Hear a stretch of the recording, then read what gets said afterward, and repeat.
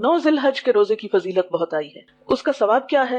सही मुस्लिम की रिवायत है, रसूलुल्लाह सल्लल्लाहु अलैहि वसल्लम ने इस रोजे के बारे में फरमाया कि युकफ्फिरुस सनतल मादिया वल बाकिया, कि ये रोजा गुज़श्ता साल और आइंदा साल के गुनाहों का कफ्फारा करता है। ये रोजा 2 साल के गुनाहों की माफी का जरिया बनता है, क्योंकि उस दिन हज के मैदान में, अरफात के मैदान में बहुत सारे लोगों की माफी हो रही होती है।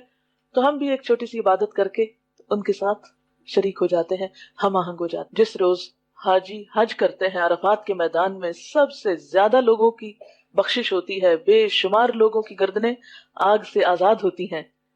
तो जो लोग वहां नहीं पहुंच सकते वो अपने घरों में रोजा रख सकते हैं। अब इसमें थोड़ी सी कंफ्यूजन लोगों को हो जाती है, क्योंकि हमारा हिजरी कैलेंडर अमूमन 1 या 2 दिन पीछे होता है बनिस्बत सऊदी अरब के। तो इसमें परेशानी की जरूरत नहीं।